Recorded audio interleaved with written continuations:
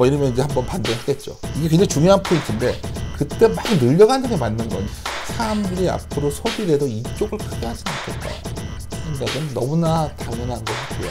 그 뒤에 흐름까지 생각한다면 또 자신이 없는 분위기거든요. Round 1, fight.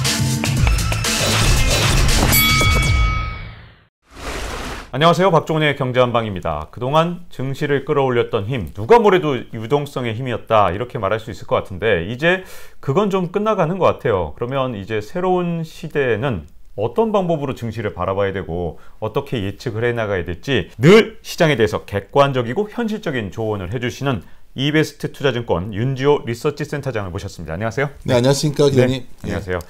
자, 6월 FOMC 연준에서 이 회의 결과가 나오면서 여러 가지 얘기들이 많이 나왔어요. 뭐 테이퍼링 얘기도 나오고, 근데 또 파월 의장은 야 인플레이션 따위는 또 무시하겠다 이런 식으로 또 긍정적인 신호도 줬다가 하니까 이제 굉장히 혼란스럽더라고요. 앞으로 시장 어떻게 봐야 되는지 굉장히 궁금한데요. 어떻게 봐야 될까요? 연준 위원분들의 네. 말 한마디 한마디에 일희일비할 필요는 없을 것 같습니다. 분명한 거는 돈의 회수는 이미 시작되었다 보고 있고요. 그러니까 돈의 회수를 넘어서는 뭔가 이익의 개선, 그것을 우리가 기다리고 있고, 그거는 이제부터 막 검증에 들어가겠죠. 근데 분명한 거는 결국은 좀 시간이 지나면 뭐 일부에서는 이제 연준이 다시 금리를 뭐 안 건들고 뭐 여러 가지 낙관적 시나리오 얘기하시는 분들이 있더라고요. 뭐 디플레가 올 거니까 금리가 안 오를 거다 뭐 이런 여러 가지 얘기를 하지만 그냥 제가 다시 말씀드리지만은 어쩌면 유동성 장세는 아직은 지속되고 있지만 그 끝은 보이고 있다. 그리고 또 장이 뭐 무너진다가 아니라 실적 장세로 얼마나 스무드하게 넘어갈 거냐 아니면 좀 진통을 겪을 거냐 그것만 남아있지 않나 이렇게 판단하고 있습니다. 자, 그러면 유동성 장세가 어쨌든 뭐 좀 끝나가고 실적 장세로 넘어간다면 그 실적이 이렇게 막 좋아지고 이런 신호들 그런 것들을 좀 계속해서 포착해 나가야 될 것 같은데 어떻게 이걸 알아볼 수 있는 건가요? 공교롭게도 오늘 제가 온 날이 6월 24일인데 네. 아마도 이제 7월이 되면 각 증권사에서 주요 기업들의 실적이 대강 어떠할 것이다 이제 얘기들을 합니다. 보통 프리뷰 시즌이라고 하는데 그리고 이제 복귀를 하겠죠. 근데 이제 지난 6개월 정도를 복귀해 보면 크게 두 가지가 핵심인 것 같아요. 첫째는 지수가 어떻게 보면 저는 약간 톤 다운된 채 시장을 바라봤었는데 좀 굉장히 하방이 단단했죠. 네. 밀릴 때. 그 이유는 구조적 개인 자금들이 들어오면서 시장을 받쳐줬다는 거가 있고요. 구조적 개인 자금이라는 게 구조적으로 뭐 표현을 이렇게 한 거고 네. 개인 보지 못했던 어떤 큰 자금들이 주식시장에 계속 들어오고 있는 거죠. 네. 시장을 버텨줬고 어쩌면 지난 6개월에 7개월간 기관과 외국인은 계속 팔았고요. 그걸 개인들이 계속 사준 겁니다. 그게 하나 보이는 거고 많이 산 게 이제 삼성전자였는데 또 삼성전자는 잘 안 움직였죠. 네, 공교롭게도 삼성전자. 그렇죠. 그리고 다른 어떤 기업들이 올라오면서 삼성전자의 빈자리를 채워가는 장이었죠. 여러 가지 종류가 있었는데 전자가 이제 여기서 또 고민은 이겁니다. 이제 우리가 2분기를 딱 다가오니까 당장 오늘 바로 6월 24일 날 삼성전자 2분기 실적이 기대보다 좋을 거야. 이런 코멘트들이 막 나오면서 오늘 좀 움직이기 시작하는데 과연 지금 당장 2분기의 실적 가시성을 놓고 본다면 좋아 보이는데 그 뒤에 흐름까지 생각한다면 또 자신이 없는 부분이 있거든요. 네. 결국은 지수 전체로 놓고 본다면 삼성전자로 대표되는 우리나라의 그런 좀 쉬었던 대표 기업들이 시장의 상단을 열 수 있겠는가? 연다면 지수는 뭐 일부에서 주장하는 것처럼 많은 분들이 주장을 하시더라고요. 뭐 3,600~700을 쉽게 갈 수도 있겠죠. 네. 삼성전자가 10만 원을 넘어가고 이런 국면이 나온다면. 근데 저희들은 사실 전자가 그렇게 가는 장은 아니라 보고 있고요. 네. 아직까지 여전히 왜 그런지는 좀 뒤에 이제 말씀을 드리려고 합니다. 근데 이제 중요한 거는 뭐 지수는 좀 오를 것 같을 때 쫓아가면 좀 쉽게 못 치고 가고 또 무너질 것 같을 때 되면 안 무너지는 여전히 올해로 놓고 보면 제가 작년서부터 이런 말을 자주 드려서 그렇게 좋아들 하지는 않으시는데 그냥 변동성 장세고 좀 방향을 못 잡는 장세 네. 이런 국면이 이어진다는 게 중요하고요. 그래서 이러한 국면에서는 아까 서두에 말씀드렸지만 연준 위원들의 말 한마디에 너무 의문 부여하지 말고 그냥 유동성의 힘은 좀 약화되고 있는데 이제 실적이 어디서 좋아지거나 아니면 내년에 더 좋아지는 게 보이는 것들 그런 것들을 좀 포트폴리오를 어떻게 가져가냐가 굉장히 중요하다 봅니다. 그냥 그랬을 때 이제 생각하셔야 되는 게 이거예요. 지금 결국 주식의 기업이 이익이 늘어난다는 건 다른 말로 하면 매출이 늘면서 이익이 늘어나는 게 있고 그냥 결국 마진이 많이 남아야 되는데 좀 하나 수수께끼가 하나 있는 거예요. 재밌는 거는 미국이나 중국의 마진은 다 꺾여요. 오, 하반기에. 네. 그러니까 잘 보시면 1분기가 어땠냐면 네. 매출액은 한 자릿수밖에 안 늘었는데 네. 이익은 100%가 늘었었거든요. 와. 그러니까 굉장히 좋았네요. 우리가 비싸게 팔았던 거죠, 물건들을. 네. 근데 지금은 뭐가 바뀐 거냐면 왜 마진이 좀 떨어진다고 다 글로벌 전망치는 되어 있냐면 비용이 올라오니까요. 그러니까 원자재 가격도 올라올 것이고 배송 기간이 길어진다는 건 다른 말로 하면 뭐 좋게도 볼 수 있겠지만 상당히 어떤 기업 이익 측면에서 본다면 부담스러운 부분인 거죠. 네. 많은 분들이 전자가 왜 먹겠냐 그 문제였거든요. 네. 결국은 여러 가지 그 공급 차질이 생기면서 병력 형상이라는 게 생기면서 결국은 뭐 생산을 갖다 크게 늘릴 수도 없고 네. 또 비용 코스트는 올라오니까 어쩌면 지금까지 많이 남기던 거에서 좀 줄였을 수밖에 없고 네. 이런 것들이 반영돼야 되는데 제가 수수께끼라고 말씀드렸던 건 뭐냐면 미국이나 중국이나 다 마진 증가율이 꺾이는데 한국만 계속 좋아지게 돼 있어요. 지금 여기 그림을 보시면 한국만 좋아지는데 이렇게 한번 제가 추측을 해보는 거죠. 네. 우리나라가 맞거나 미국, 중국이 맞거나. 네.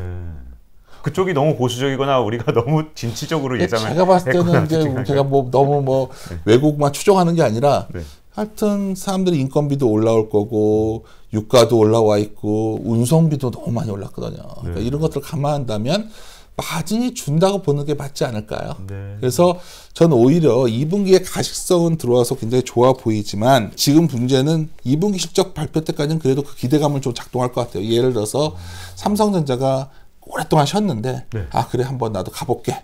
그래서 뭐 8만 5, 6천, 9만 원 뭐 이 정도 가지면 지수가 좀 100%, 150% 올라갈 수 있겠지만 그 지속성이 되려면 이후에도 계속해서 좋아지는 증가하는 모습이 나와야 되는데 그게 자신이 없는 거죠. 그래서 네. 제가 이제 유동세의 힘은 서서히 빠지고 있는데 결국은 여기서 문제는 뭐냐면 이익 증가율은 피크아웃 될 가능성이 높아지고 있다는 게 제가 오늘 드리고 싶은 말씀이고요. 네.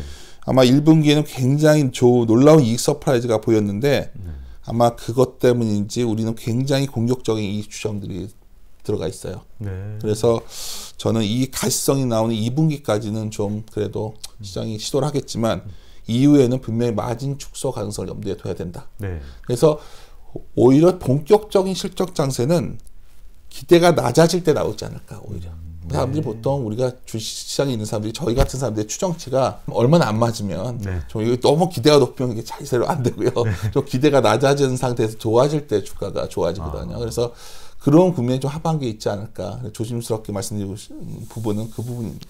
저는 이제 매출도 좀 약간 궁금한 게요. 네. 그동안 코로나19 때문에 많은 특히 선진국 사람들이 재난지원금을 충분히 받아서 맞습니다. 이걸로 돈을 쓰려니까 쓸 때가 서비스업에 보통 선진국 사람들은 대부분 그 돈을 쓰고 있었는데 네. 여기에 돈을 못 쓰니 전부 다 이걸 전자제품 사고 자동차 사고 네. 그리고 우리나라가 거기에 많이 만들잖아요. 그쵸? 그래서 오죽하면 뭐 지난해에는 진짜 이런 전자제품 판매량이 뭐 역대 최고를 기록할 만큼 미국에서 호황이었는데 이제 올해 이제 코로나19가 조금 뭐 잦아들면 뭐 지금 현재 변이 때문에 뭐 미래를 알 수는 없지만 뭐 올 연말이 돼서 좀 잦아들면 혹시 매출이 지금 같은 증가율을 올 연말 또는 내년 초에도 계속 유지할 수 있는 건지 그렇게 되면 우리나라 같은 경우는 대부분 제조업에 의존하고 있는데 이분들이 원래 쓰던 것처럼 서비스업으로 옮겨갔을 때 그때 우리나라에는 어떤 영향을 미칠지 이런 것들이 약간 기자님이 궁금합니다. 뭐 바로 본론으로 들어오셔가지고 할 수 없이 바로 저도 본론으로 들어가겠습니다. 네. 이제 중요한 지적을 하셨는데요. 결국은 우리가 최근에 좀 흥미로운 데이터들 이제 미리 말씀드리면 전자가 왜 못 갔냐를 말씀드리는 거예요. 이제는 이게 많이 반영됐다면 주가가 좀 돌아설 수 있는 겁니다. 이 말씀을 드리고 싶은데 왜 최근에 시장에서는 언론에서 맨날 슈퍼사이클 얘기를 하는데 저희 하우스에서는 이렇게 안 좋게 말씀을 드렸냐 전자 가기 쉽지 않다. 이제 다 알려졌으니까 이제는 좀 이제 좀 돌아설 것 같아요. 전자가 이제 오래간만에 이 말씀을 드리는데 문제는 뭐냐면 이런 거였죠. 아까 소비를 많이 한 거 아니겠는가? 이게 참 맞는 말인 게 중국의 정보통신연구원이라는 거에서 5월에 중국 스마트폰 출하량이 딱 나온 거예요. 데이터가. 그랬는데 부품이 모자라서 많이 못 만들게 될 때의 특징은 비싼 제품을 많이 만들어 팔고 싼 제품 조금 만들겠죠. 마진을 많이 남겨야 되니까. 네. 근데 희한한 게 하이엔드 제품은 한 22% 줄었고요. 네. 로우엔드는 16%밖에 안 줄었어요. 그러니까 지금까지 우리는 어떻게 알고 있었냐? 부품 공급이 병목 현상 때문에 원활하지 않으니 비싼 제품을 많이 팔 것이다. 네. 그래서 그렇게 생각을 했었거든요. 그랬는데 딱 봤더니 이게 원래 성수기임에도 불구하고 2개월 연속 줄었는데 아니 이거는 하이엔드가 더 줄었단 말이에요. 네. 아까 말씀드린 대로 살 만큼 샀구나. 그래서 이제 또 경쟁업체가 대표적인 게 대만이거든요. 네. 대만의 이제 노트북이나 이런 걸 출하를 보면 툭툭툭 떨어집니다. 그러면 여기서 우리가 생각을 해야 되는 거죠. 아, 이게 뭐 인과관계라는 거는 뭐 수없이 찾을 수가 있어요. 근데 분명한 거는 사람들이 앞으로 소비를 해도 이쪽을 크게 하진 않겠다. 생각은 너무나 당연한 것 같고요. 네. 그래서 아마도 이런 수요 부족들이 많이 땡겨서 주문을 넣었다면 그 사람들 입장에서 고민되죠. 그게 반도체가 그러한 거예요. 네. 소위 그 고정 가격, 계약 가격은 올라가는데 스팟 가격이 생각보다 주춤하잖아요. 네. 그러니까 그런 것들이 우리가 반드시 그러하다 알지만 혹시 그런 거 아니야? 혹시 재고를 좀 갖고 있나? 그럼 반도체가 우리가 4분기 이후에 꺾인다고 그랬는데 그 전에 깎이면 어떡하지? 그런 것들이 최근에 글로벌 IB들에서 뭐 반도체 경기에 대해서 좀 빨리 꺾일 수 있다 이런 말이 나오는 거고 그래서 전자가 못 갔던 겁니다 지금까지. 네. 근데 그렇게 안 좋게 보고 있다가도 2분기 실적이 이제 당장 나올 텐데 네. 11조가 넘어? 뭐 이러면 이제 한번 반등하겠죠. 근데 이게 굉장히 중요한 포인트인데 그때 막 늘려가는 게 맞는 건지는 잘 모르겠다는 거예요, 제 말은. 네. 반등이 나왔을 때 우리가 어떻게 해야 될지에 대해서 저 나름대로 말씀을 드린 거고 또 하나는 이런 거예요. 엠파이어 스테이트 지수라고 기자님 많이 우리가 보잖아요. 네. 그 서베이 지표를 보면은 거기서 이제 지불가 판매가의 차이를 이제 스프레드를 보는데 이게 뭘 말하냐면 원재료 가격에 지불하는 가격과 내가 파는 가격의 차이예요. 근데 네. 이게 이제 여기 보시면 이렇게 높은 수준에 와 있는데 가격 정가를 너무 많이 온 거죠 지금. 더하기 쉽지 않아요. 그래서 제가 그런 게 뭐가 있을까요? 저한테 물어보면 제가 이런 말씀 드리거든요. 농산물 가격이 저렇게 오르니까 우리는 다 라면 가격 올릴 줄 알았거든요. 네. 못 올리잖아요. 네.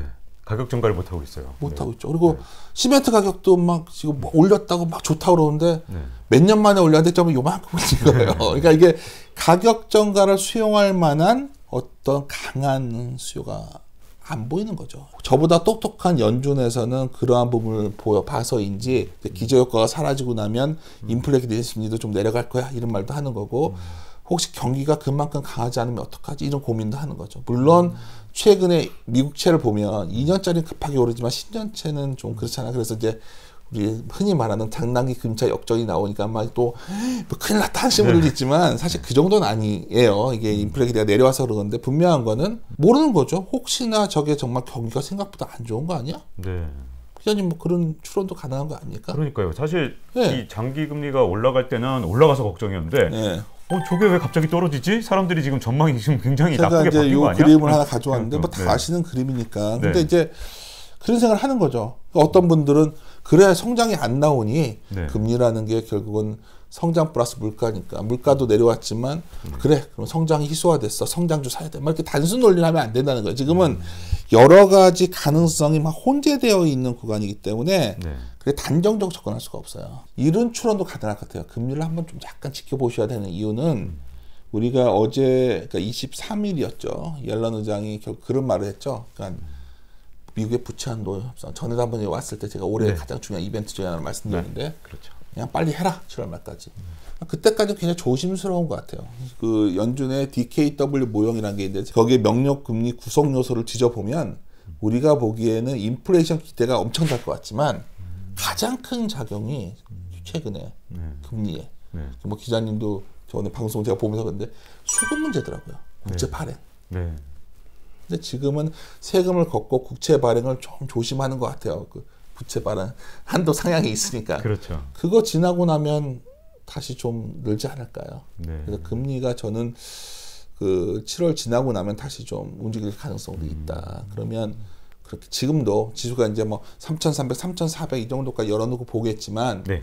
여기서 너무 시장에 대해서 흥분할 시점은 아니지 않을까 이렇게 네. 봅니다. 맨날 뭐 똑같은 얘기만 하실지 모르지만 올해 시장 자체가 그러하기 때문에 작년과 다르게 제가 여전히 좀 조심하게 말씀드려서 그래서 결론은 말씀드리고 싶은 거는 너무 매일 아침에 새벽부터 일어나서 연준 위원이 오늘 무슨 말했나 따지지 말고 그냥 내가 지금 그래도 해볼 만한 기업이 뭘까 이럴 때야말로 좀 나무에 집중하는 게 낫더라고요. 네. 지나고 나보면 제가 오늘 아침에도 매니저분들이나 제 클라이언트를 얘기를 할 때 그냥 복잡한 말씀보다 이런 말씀드려요. 그냥 삼전자보다 현대차가 난 것 같다. 네.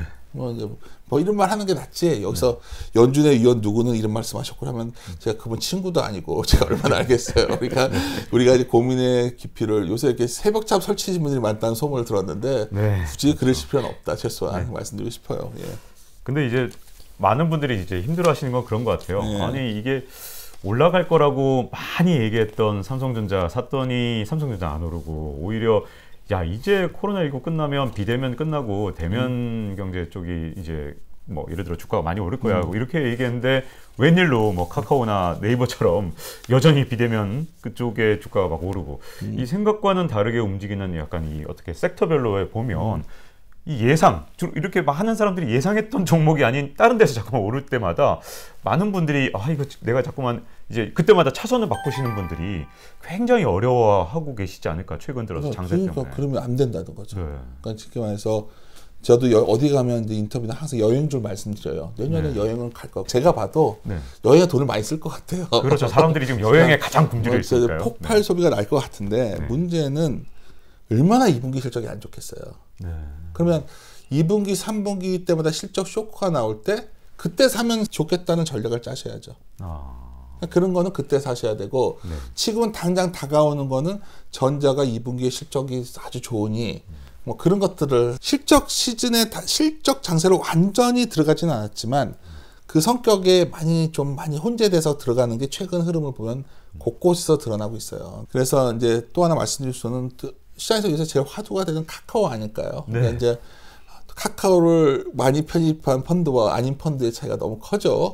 이제 한때 자기들 카카오 싫다고 하는 사람 없으니까 다 자기도 한 번씩 좋았다고 말을 합니다. 이 정도 간다고 생각하는 사람은 별로 없었을 것 같아요. 근데 제가 가끔 요즘 이제 들으면 이런 말씀드려요. 그러니까 이 어깨에 그래도 한 26년 되니까 하나 장점은 뭐냐면 실수했던 기억들이 나는 거죠. 큰 실수. 대표적인 떠오르는 건 한미약품이라는 기억이 좀 떠올라요. 뭐 똑같진 않아요. 카카오랑. 한미약품이 2015년에 PBR로 거의 11배인가 갈 때가 있었어요. 근데 어느 날부터 이제 이렇게 되는 거죠. 한미약품은 다른 제약회사와 다르다. 그래서 그때 따로 가니까. 그래서 그 오너분이 어떤 분이셨고까지 다 알게 됐어요. 저도. 파이프라인도 뭐 용어도 다 외워서 공부하고. 웬만한 사람 다 알게 되니까 못 가더라고요. 모든 사람이 이제 다 썼으니까 살만한 사람. 그 비슷한 사례가 또 우리가 아모레퍼시피라는 회사가 우리가 2000년대에 있었죠. 그때 이제 중국 소비 얘기하면서 저는 중국 사람들이 그때 가장 많이 말했던 게 중국 사람들이 한국 화장품에 대한 로열티가 있고 안 쓸 거다. 지금 봤더니 다 중국 화장품 쓰더라고요. 그 사람들이. 그렇죠. 그러니까 제가 이거를 뭐 약간 농담처럼 말씀드리지만은 그래서 우리가 이제 애널리스트 같은 사람들이 밸류에이션 비교를 하는 거예요. 그러면 이제 현재 카카오가 포워드 PBR로 9배를 넘어갔거든요. 대략 한미약품이 11배 정도까지 갔었고요. 아모레가 한 8배 후반 정도 갔었어요. 그렇다면 정확히 어딘지 모르겠지만 그래도 과거에 물론 카카오는 이제 이번에 많은 분들이 그러죠. 이건 다르다. 이거는 플랫폼 기업이고 달라. 저도 다를 것 같아요. 그리고 저희들도 뭐 하이브라는 기업을 50만 원이라고 TP를 내놔서 욕도 많이 먹고 했는데 드리고 싶은 말씀은 인간의 욕망이라는 게 투영된 것이 결국 주식시장이기 때문에 그게 어디까지 갈지는 모르지만 저에게 지금 이것이 싸냐 비싸냐 마음이 편하냐 아니냐 지금 새롭게 들어가냐 아니냐 물어본다면 그러기는 쉽지 않다는 걸 말씀드리는 거고요. 오히려 그런 것들이 부상하고 있어요. 최근에 카카오가 네이버를 딱 비교해 봤더니 네이버에 비해서 카카오는 훨씬 다양한 자회사를 갖고 있어서 가치를 더 받았거든요. 그러다 보니까 이제 사람들이 생각을 하는 거죠. 자회사 가치가 있는 지주사 중에서 좋은 게 뭐가 있을까? 그러니까 팁으로 오늘 각 기자님 만나러 오늘 그런 화두를 많이 고민하고 있거든요. 그런 지주사를 찾는 분위기도 있고 그래서 시장은 응용되는 형태로 가는 거지. 제가 드리고 싶은 말씀은 그 과거에도 카카오가 좋고 갖고 계신 분은 편안하게 더 들고 가셔도 되는데 분명한 거는 이게 시장의 어떤 바로미터가 될 수도 있다는 점에서 명목적인 추격매수. 이게 민주십이 될 수는 없습니다. 바로미터가 될 수 있다는 건 어떤 말씀? 우리 시장에서 이제 과거에 아주 장기간 데이터를 보면 이번 시장에서 강세장의 시작부터의 가장 큰 주도주 중에 플랫폼이었다는 거죠. 플랫폼이었죠, 정말. 그러니까 아까 제가 과거에 한미약품, 아모레퍼시픽 같은 위치에 있는 기업은 이번에는 삼성전자가 아니라 카카오라는 거죠. 그렇죠. 그 말씀을 드린 거예요. 상징. 그러면 과거에 어떤 일이 있었냐 말씀을 하시니까 떠오르면 우리나라 시장은 대외 의존도가 높기 때문에 보통 모멘텀의 기준이 되는 데이터를 보통 수출 증가율로 갖고 가요. 그렇죠. 그러면 수출 증가율이라는 게 산수만 할 줄 알아도 올해 꺾이는 건 맞잖아요. 증가율이 기저가 작년에 너무 낮았으니까. 네. 꺾였을 때 공교롭게도 네. 아무 상관없는 한미약품도 주가가 그때 꺾였었거든요. 네. 아모레도 그때 꺾였었어요. 그래서 과거에 이랬으니까 반드시 이른다는 게 아니라 카카오도 수출 증가율이 꺾였다는 측면에서 보면 우리나라 전체적인 시장이 팍 치고 나가는 장은 아닐 수 있거든요. 네. 그래서 그런 측면에서 본다면 아까 바로미터가 된다는 말씀드린 거예요. 만약 어느 날 우리 생각과 다르게 카카오가 여기서 갑자기 슈팅을 더 하다가 뚜두둑 떨어지는 모습이 나오면 전반적으로 좀 시장이 흔들릴 수가 있겠죠. 네. 아직은 뭐 그런 징후는 없어 보이고 저도 뭐 여전히 어디 가면은 카카오 좋다고 말했다는 것만 강조합니다. 그냥 이럴 때는 묻어가야 되기 때문에. 네. 예.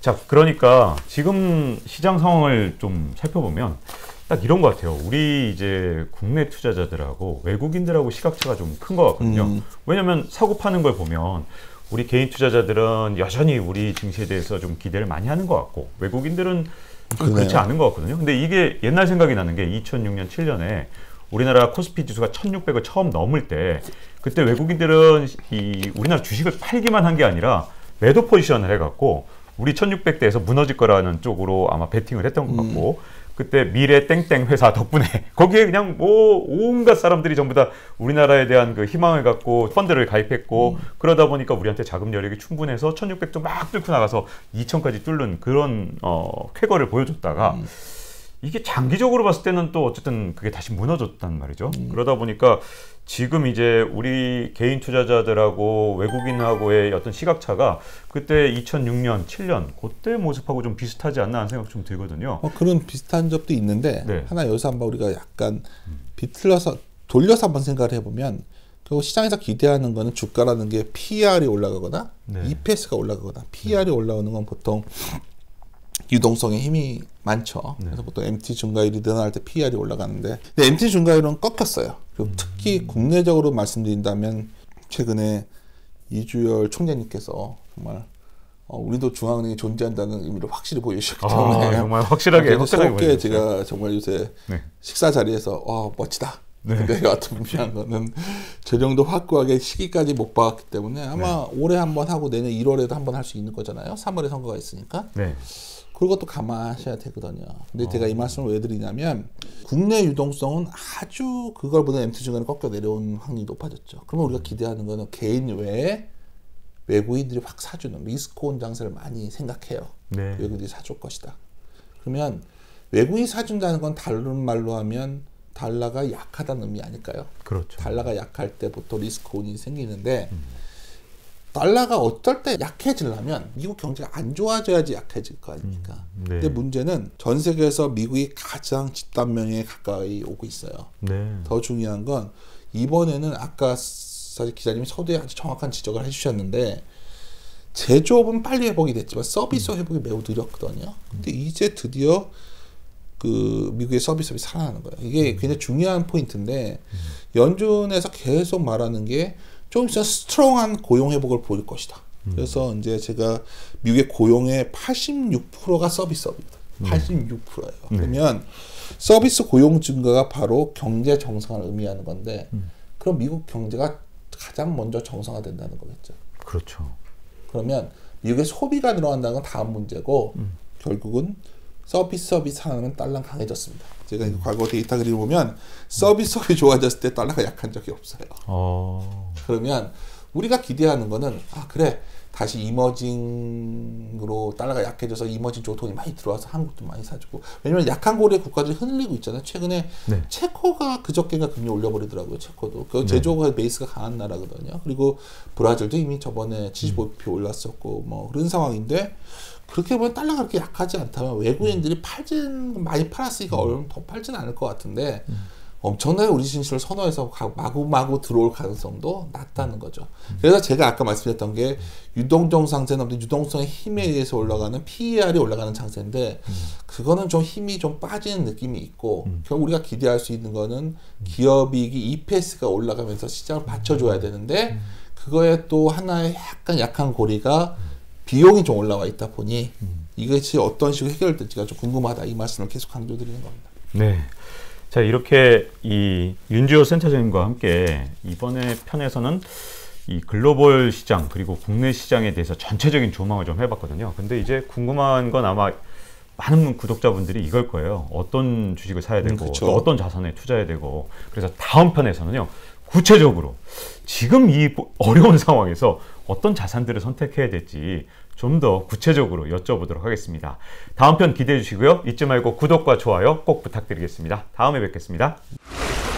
제일 걱정은 뭐냐면 이러다가 4천, 5천 갈 것 같아서 너무 걱정들이 많습니다. 시장을 못 쫓아가는 내 포트폴리오라면 그 포트폴리오는 잘못된 겁니다. 개인들이 안 사줬으면 제가 봤을 때 7만 원 갔었을 거예요.